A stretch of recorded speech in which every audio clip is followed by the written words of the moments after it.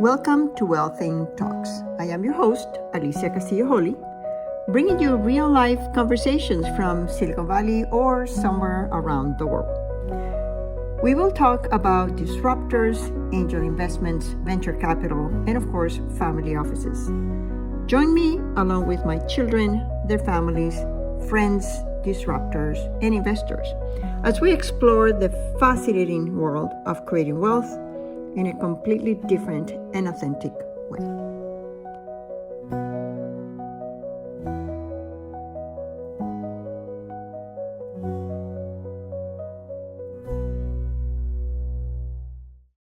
Hello, everyone. It is such a pleasure to have Chuck here with us.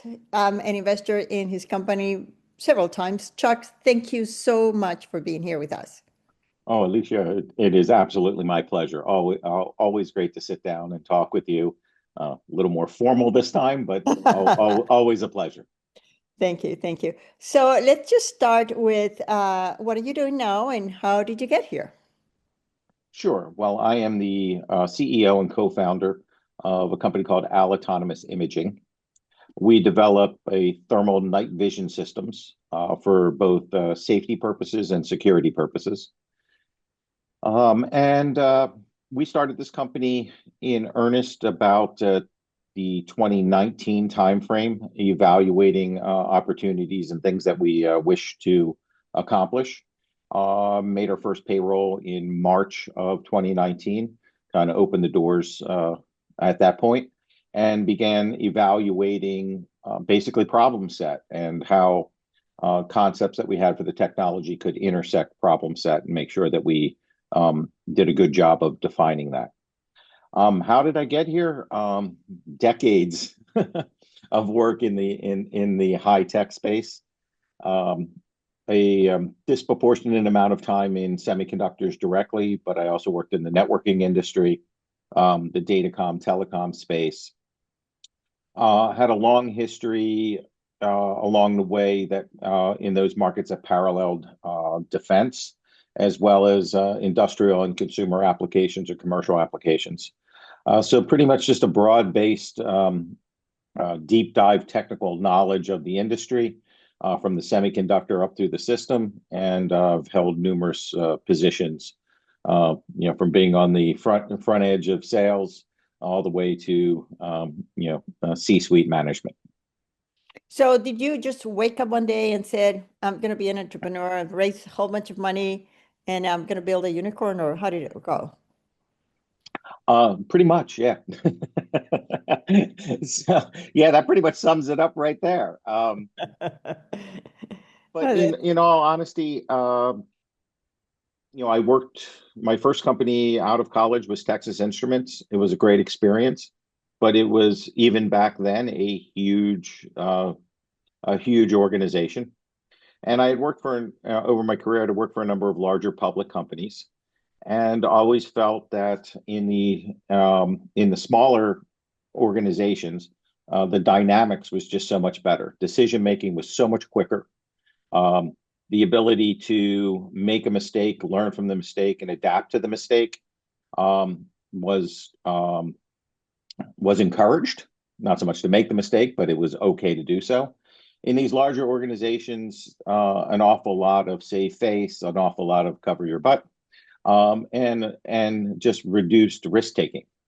So I just always kind of gravitated towards the excitement of, do it quickly, do it to the best of your ability. If there's a mistake, figure out why, make a pivot, make a change, improve it, and keep going. So I just love that world. So yes, I always wanted to be an entrepreneur from that perspective. That is fantastic. Is this your first company? No, I've been a co-founder of three early stage companies, and been directly involved at a corporate management level in 5 total. So the first time I went to a startup, I was at a really from TI, I worked for LSI Logic back when LSI Logic was a rather nominal public company, and that was a tremendous experience. But as they got larger, things started to become slightly more politicized. Uh, but my first early stage startup was a company that was my first experience with it, and we sold that company to PMC Sierra. And a couple of the products that we had developed at that company became, at least one of the products we were involved in, became PMC's number one selling product post acquisition. So maybe the CEO should have held on to the company a little longer. My next early stage company, I was C-suite. I worked for the hand in hand with the two co-founders, the CEO and CTO, and we sold that company to Intel. Then I went subsequent to that, myself and one of the co-founders of the company we sold to Intel eventually started another company. That company still, 15 years later or 20 years later, still a going concern, and still building products, still hiring employees, still doing quite well. I was there as CEO for about 10. I was there for 12 years, CEO for 10, before I exited the company, but the company's still doing quite well. Wow. What a journey, what an experience. Is there anything that pops out as this was a huge learning? Uh, You have to pick one yes. or two. Yeah, I have to pick one or two. Yeah. Huge learning. Yeah, I think it goes back to the theme that I was discussing earlier. So the biggest single, I used to use this in my interview processes when employees would come in, and they'd say, "Oh, I really want to work for your startup company, right? And it's great. I love what you're doing, etc."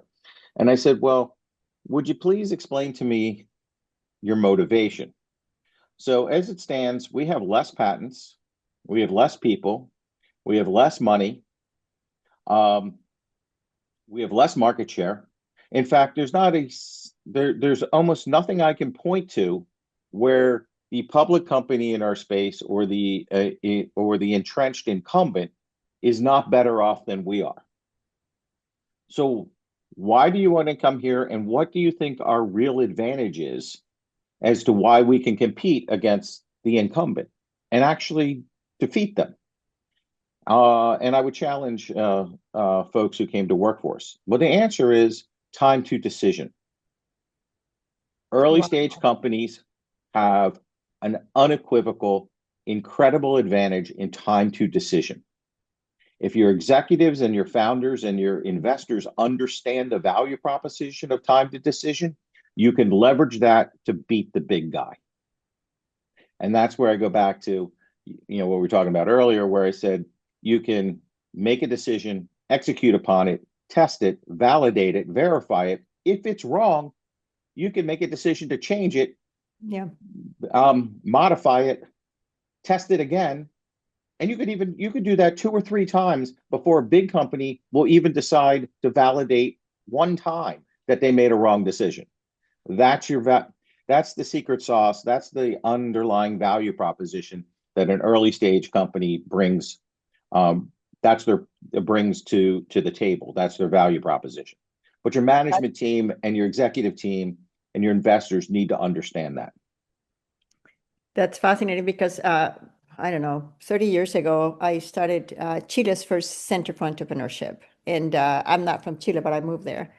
And one of the things that I realized very early on is that the business plan is a communication document, but it's used to exercise strategy and to be used as communication, not to be executed, because the moment you start executing, you need to start changing it. And it happens all over the world. And that, I think, it's one of the essential differences between corporate administration or the public area and entrepreneurship. So thank you for highlighting that. And that comes with certain level of responsibility and accountability, doesn't it? Oh, it seems that it should be easy to go to, to go to a set of investors who just put, X millions of dollars into your company and say, just kidding. That was a mistake. We're going to do this instead. Right. In investor entrepreneurial speak, it's called a pivot. So that we've given it a nice, colorful word that has a little bit of gravitas behind it. But at the end of the day, you're admitting that what you told them was not exactly correct. Mm-hmm. Great investors anticipate you coming to them with the pivot. They're waiting for it. They know they see it as an inevitability. But as an entrepreneur, you've got to own up to it. And good entrepreneurs do it quickly. They identify the discontinuity quickly. They work with their teams to figure the appropriate pivot, and then they own it, and they own it quickly. And that's again that part of that, it falls under that same umbrella of time to decision. Time to pivot is now, again, you don't pivot for the sake of pivoting. You pivot Mm-hmm. because you drew up a business plan with a set of assumptions. So let's break it down. Let's make it simple. It's not as bad as it sounds. You drew up a business plan. You created a set of assumptions in your business plan. Well, by definition, they're assumptions, not facts. Now, in your Yeah. business plan, you should know the difference between a fact and an assumption. If you if you work your business plan and you test your assumptions, when an assumption fails a test, that means your business plan may or may not have been invalidated by failing that assumption. Um, if the assumption that it fails does cause you to have to do something different, that effectively is the catalyst for your pivot. Mm-hmm. Good investors understand that, they're hoping that you're testing your assumptions. So it's completely justifiable, and it's just virtually impossible to write a business plan and be 100% correct. That's not an expectation that anyone should set. I've seen thousands of business plans and decks, and I've never seen one that executes as it was intended. Not one. No, and that's why so good investors should be investing in the people, Mm-hmm. um, as much as so you have people, you have market, you have unique disruptive technology. But unique disruptive technology doesn't create pivots, doesn't test assumptions. Markets doesn't create pivots and don't test assumptions. The management, the people you invested in are the ones who are testing assumptions and creating modification, refinement, and or pivot, whatever the case may be. And that's where the investors really should be cognizant of who they're investing in. Yeah, that's so true. Have you seen some changes in the relationship between investors or funders and founders or entrepreneurs? I, it's I mean, I've enjoyed I cherish my investor founder relationships, but some of them go south. Um, you know, that it's it's difficult. The larger your cap table, the more investors you have, you're not going to make everybody happy all the time. Mm-hmm. I mean, you're going to attempt to make everybody happy, but and sometimes you'll have a investor who thinks you should go in a different direction, and you have evidence to the contrary, and you have other investors to the contrary, and you get forced into having to you make that hard call, and that investor either can come along or not. So certainly, I've had those situations where there's disagreement on the path forward, and the obviously as as a CEO or co-founder of a company, you're looking for consensus, but you can't rely on consensus to move. If you rely on consensus as the basis for movement, then you're basically paralyzed. You could end up Yeah, paralyzed. And yeah. again, now time to decision becomes paralysis, and now you're no longer better than the incumbent. So you've got to make a call and move on. And sometimes, hopefully most investors are coming along with you. Sometimes you're going to have an investor who doesn't see it that way. So that can happen. That's part of life, I guess. Let's get back into wisdom and things that you've learned through your journey. So, if you were to write yourself a letter to your younger 20-year-old Chuck, what is the one thing that you would tell yourself that you didn't know that you know now? Management and leadership aren't the same thing. Oh, really? How is that? So those who go to business school and graduate with MBAs don't necessarily that MBA doesn't connotate leadership. It connotates potentially operational efficiency. Mm-hmm. And there's nothing wrong with operational efficiency. It is a necessity, to create a good, sound business practices. But leadership is not necessarily solely operational leadership. Leadership's about inspiration. It's about vision.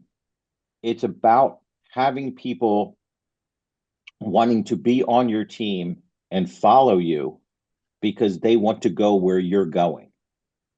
And that can be whether that's an employee, whether that's an investor, or anyone on your management or executive team, right?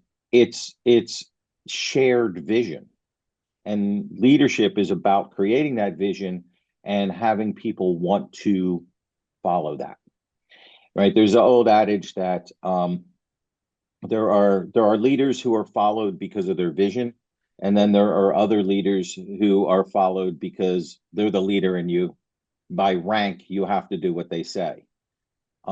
That's not the type of organization that I want to run. I want people involved in our organization who share the vision and want to go where we're going.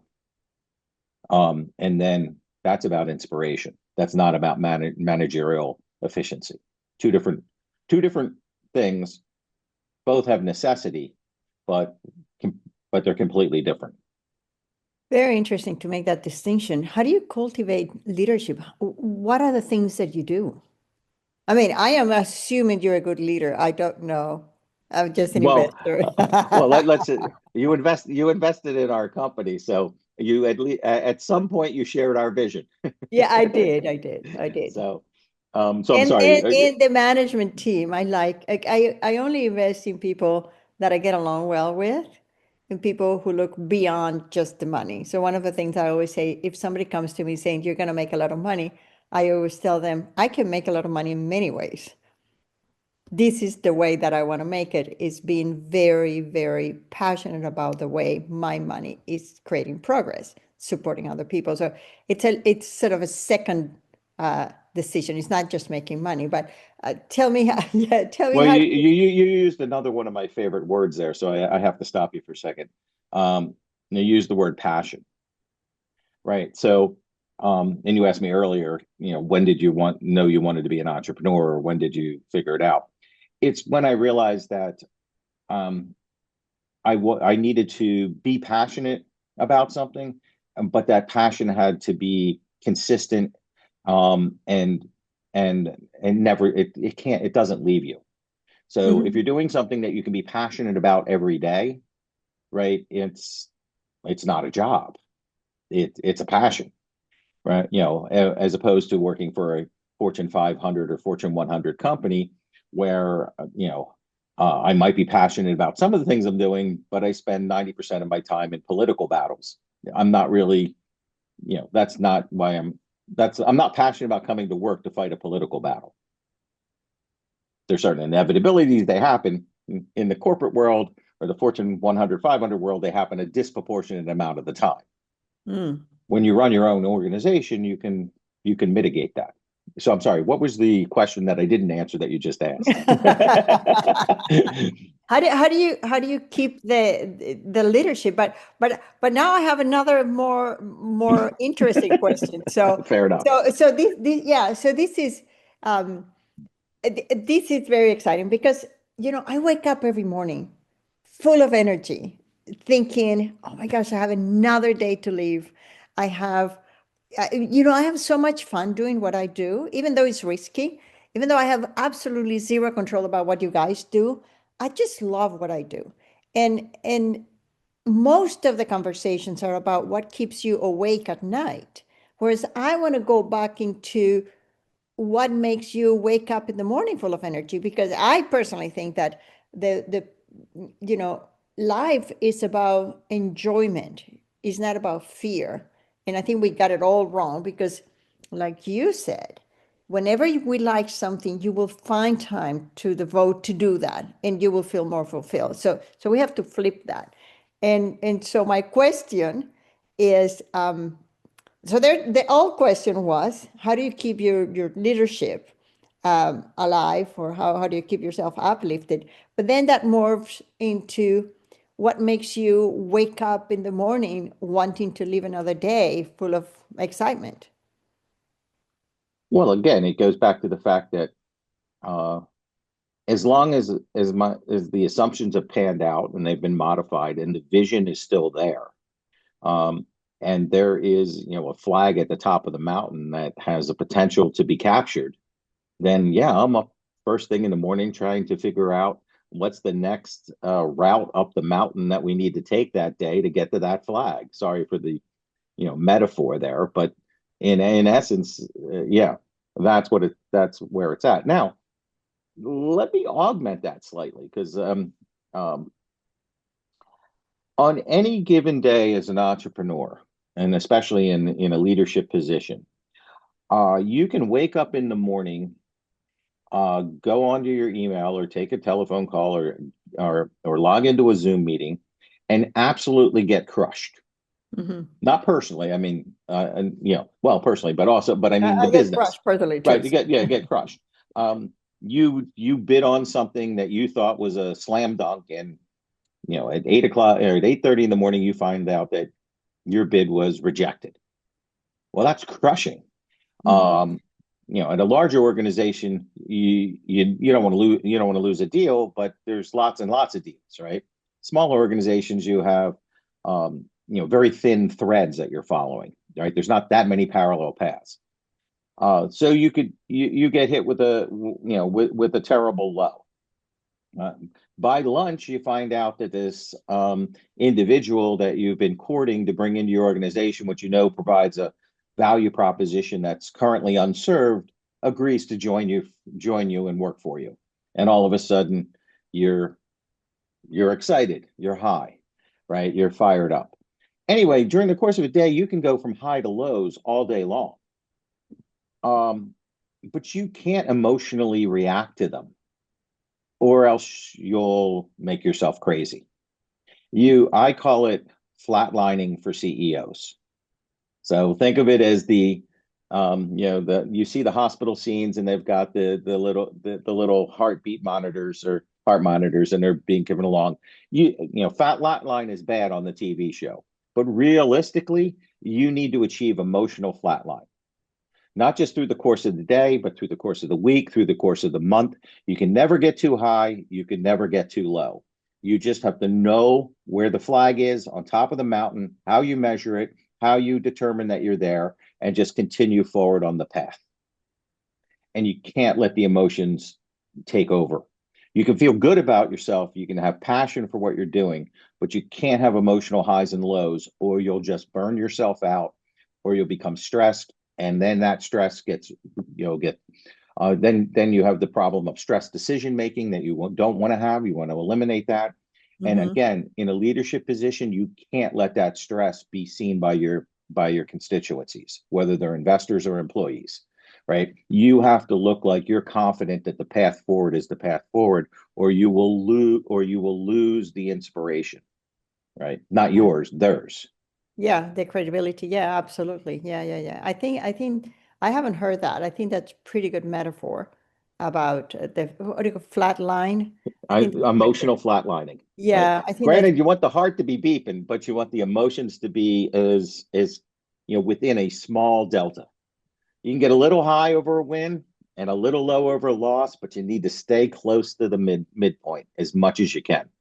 oh my gosh, I'm Latina, so that would be such a challenge Oh, it's a because challenge. It's yeah, a learn. It's not an innate capability. It's a learned skill.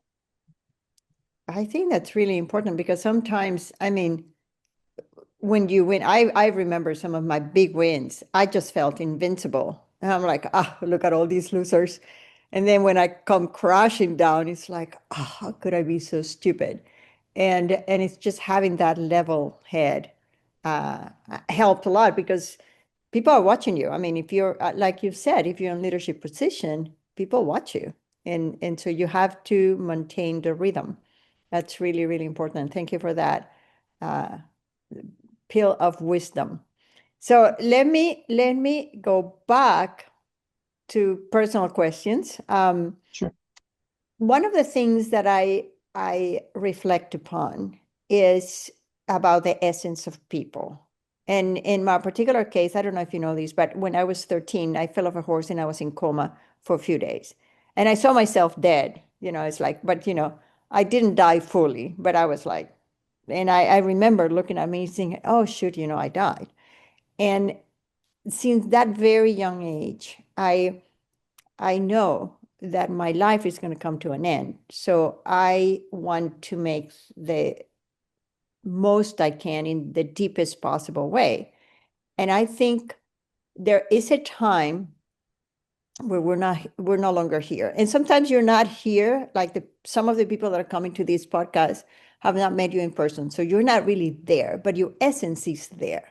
So my question then becomes, how are you using this gift that we have, that is life, to build something? And who are you when you're no longer here, in time or in space? Well, I think for an for any individual, um, at least for me, I live by the means that I need to always be growing. So it's constant learning, constant growth. But then you can reach a point where you can start to give back. You've had enough growth, you've had enough learnings, and you need to share that and give back. So you, as a co-founder of a company, you're mentoring and tutoring and providing um, insights into those that work for you. But then you want to expand that beyond those that simply work for you and give back to as broad an audience as as broad a constituency as you possibly could.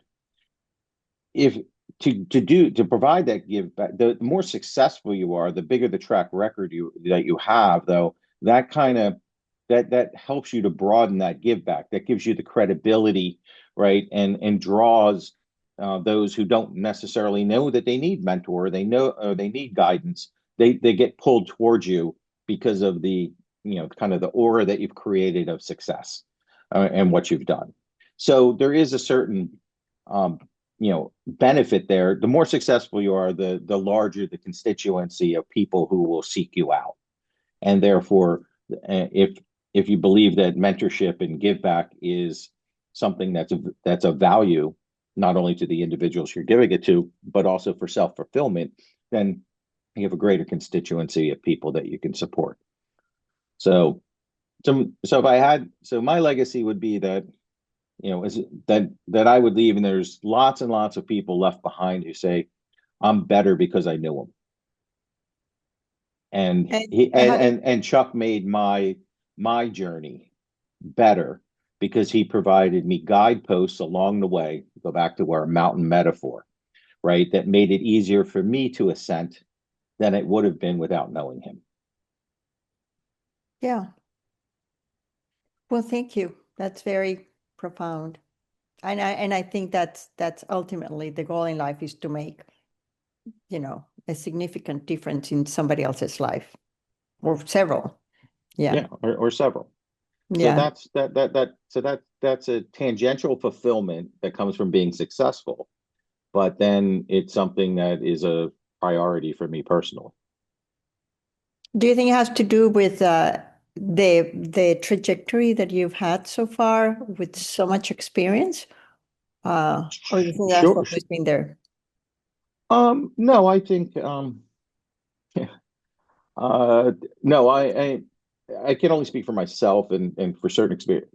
I believe that empathy um, grows over time, and that I mean, some people, I guess, are just born empathetic from day one, but others it develops over time. So when you're young and a go-getter, right, you could be, especially type A people who end up as entrepreneurs, right? Um, they can be all about themselves, in their 20s and early 30s, and to a certain extent, justifiably so, right? They haven't proven, they have something to prove, and they have to prove it, and they're myopically focused on proving it. So they could lack a little bit of empathy along the way, or it's buried. It's too deep. But as you get further along and you learn more things and you chalk up a success or two, you begin to let that empathy come out, and you begin the process of giving back.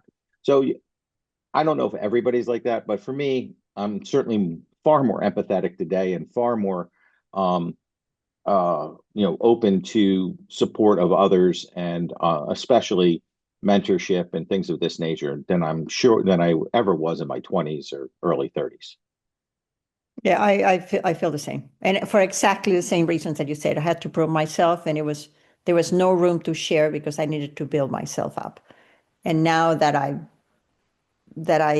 am more settled and that I've known what I can do, then there's room for others. But yeah, By the way, I use that as a general measurement criteria when I look at whether people in culture or politician or political figures. Are they about themselves in their 40s, 50s, and 60s, or are they truly giving back? Right. To me, that's a measurement criteria. And you can point and then you can see even very, very successful entrepreneurs that are still about themselves. yeah, They're not about others. yeah, And you're like, wow, they never grew up. yeah. They got really successful, but they just never grew up. Yeah, and I think we can all relate to some of those individuals. Yeah, yeah, and also the same with investors. I mean, there's people that there's never enough, and there's people that are.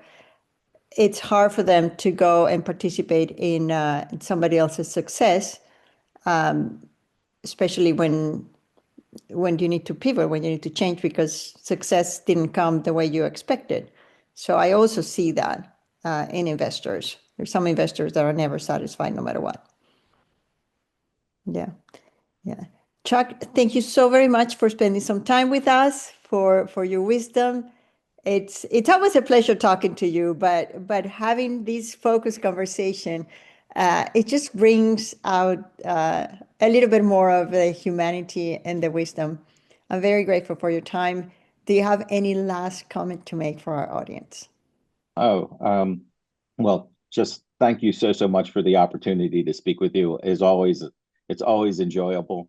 Really appreciate your support from yourself and your organization, Wealthing, for sticking with us through those high peaks and those low peaks. And there's been a lot, and there could be a few more. So stick along for but understand that I am in it for the ride, and in it for the vision and the end goal, and ultimately look to make your organization and your investment successful, as well as our company. So once again, thank you very, very much for the opportunity to just sit down and speak with you in this setting. Really appreciate it. Well, I hope you enjoy listening to Chuck. As he mentioned, I'm an investor several times. I've seen the ups and downs of the company, and it is much harder than we think to have a company and to launch it and to have a tech company. And, we went through ups and downs of COVID, hybrid workforce, couldn't go into the labs to do the research, high capital cost, the dry powder, now AI. So it goes up and down, new opportunities, opportunities that close down. The car industry where he sells to has gone up and down as well.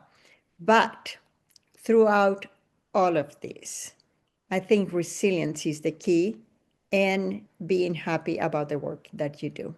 I really enjoyed his reflection about the flat line. Coming from Latin America, and we're so expressive about our ups and downs. He has a point, especially when people look at you as a leader. And to me, an eye opener. I never thought about the distinction between management and leadership. I hope you enjoy the conversation, and I'll see you in our next episode. This is your host, Alicia Castillo Holley. Bye bye. Thanks for tuning in to our Wealthing Talks. I hope you've enjoyed this conversation. To To stay connected, visit us at wealthing.com. This is Alicia Castillo Holley, your host, and until next time, yours in Wealthing.